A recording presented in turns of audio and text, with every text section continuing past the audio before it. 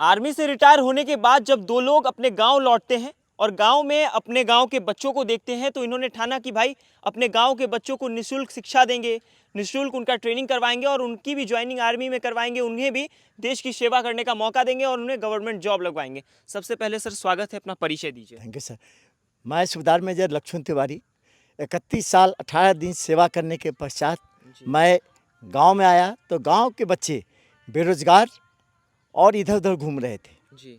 उन्हें यह रास्ता मालूम नहीं था कि हमें क्या चीज़ करना है, कौन सी वैकेंसी निकलती है, जी। रास्ता उनको मालूम नहीं था। तो जब मैं रिटायर आया तो मैंने सोचा कि चलिए 6 महीना तो मैं थोड़ा इधर उधर देखा। जी। उसके बाद मैं लग गया कि चलो इन बच्चों को ही हम थोड़ा सा गाइडलाइन करें जी। और 2015 अप्रैल 2015 से जी। मैंने यह कार्रवाई शुरू किया और अभी तक टिल डेट 180 अरे यार जा रहे हैं करीब 188 बच्चे को हमने इस ग्राउंड से भेजा है।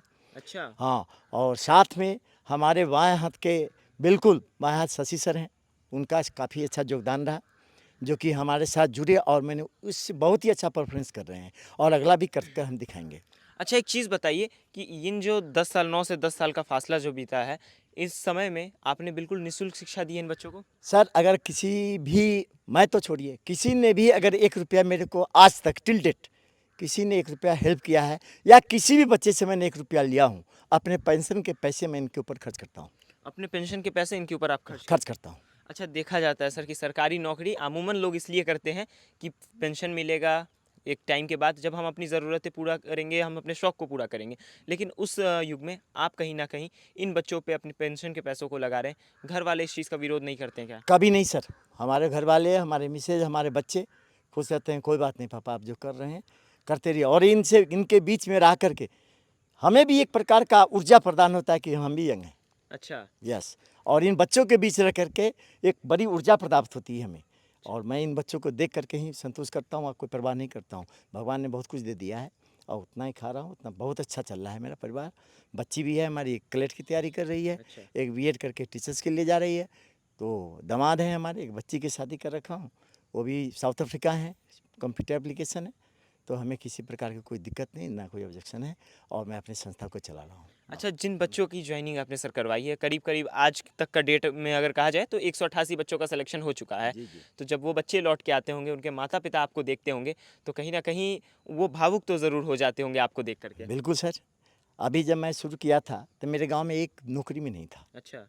एक भी बंदे नौकरी में नहीं था और सब बोलता था कैसे क्या होता है, पैसा कहाँ है, घुसखोरी है, बिना पैसा का नौकरी नहीं होता है। जी। मैंने ठान लिया कि तुझे प्रूव करके दिखाऊंगा और आज टिल डेट सर, आज मेरे जलालपुर गांव में 21 बच्चे नौकरी में हैं। अब ताल ठोक के कह रहा हूँ कि मैंने उनको तैयार किया। तैयार किया और बिल्कुल मुफ्त में तैयार किया, जैसे आज देखने को मिलता है कि फिजिकल एक्टिविटीज़ के सर नाम पे, सिखाने के नाम पे लूट खसूट है, बहुत तरीके की चीज़ें हैं। उस युग में कहीं ना कहीं सर इंस्पिरेशन है और सर ऐसा कार्य कर रहे हैं जिस कार्य के लिए इनकी सराहना बिल्कुल होनी चाहिए।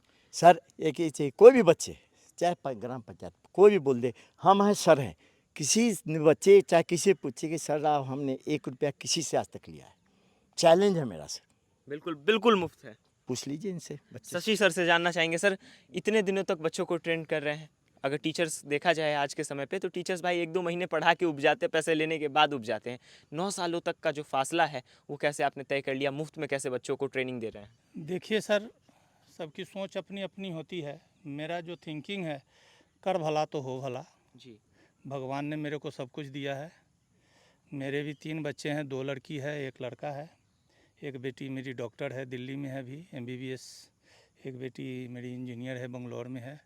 लड़का भी पोस्टल डिपार्टमेंट में जॉब में है ना। तो मैं जब 16 में रिटायरमेंट आया तो मैं भी सर के तरह जैसे बोले हैं 6-7 महीना में वृक्षारोपण कार्य में लगा। अच्छा। तकरीबन 2000 पौधे लगाया मैं अच्छा। खेत में। उसके बाद में सर से मेरी परिचय हुई। सर ने बोले जो सर आइए मेरे को सहयोग कीजिए। तो सर के साथ मैं आकर के मिला। मिलने के बाद में हम दोनों ने अच्छा कार्य किया। और मेरा जो प्रिंसिपल है सर, जी।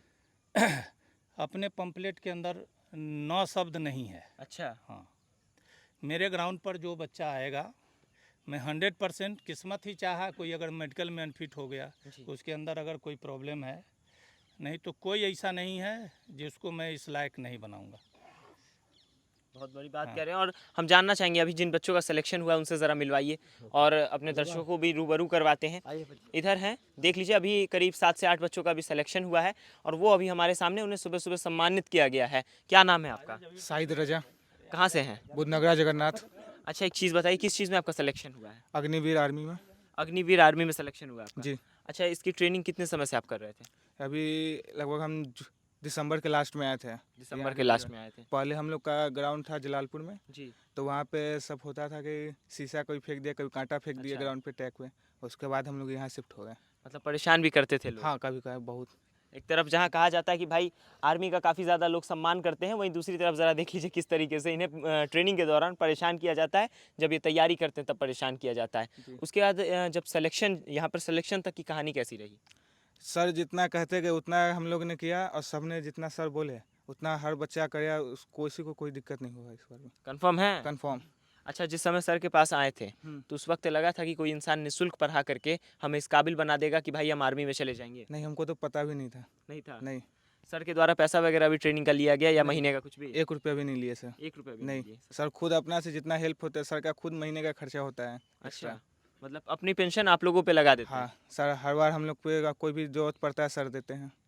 अब देखिए, सामने आपको एग्जांपल दिखा रहे हैं, ये तमाम बच्चे हैं जिनका सिलेक्शन अभी अग्निवीर में हुआ है और कल के डेट में ये जा करके बॉर्डर पे आपके लिए, हमारे लिए लड़ेंगे और बॉर्डर को सुरक्षित करेंगे। अब सर की जो कहानी है वो बहुत ज़्यादा इंस्पायरिंग है और बहुत ज़्यादा कहा जाए तो इनकी चर्चा होनी चाहिए। और इस ग्राउंड में आप बच्चों के चेहरे पे संतुष्टि देख सकते हैं कि भाई हाँ, यहाँ आए हैं तो सिलेक्शन होना पक्का है। सिलेक्शन नहीं होगा तो कम से कम हमें लूटा खसूटा तो नहीं जा रहा है, यहाँ पे हमारे माता पिता के पैसों को बर्बाद तो नहीं किया जा रहा है।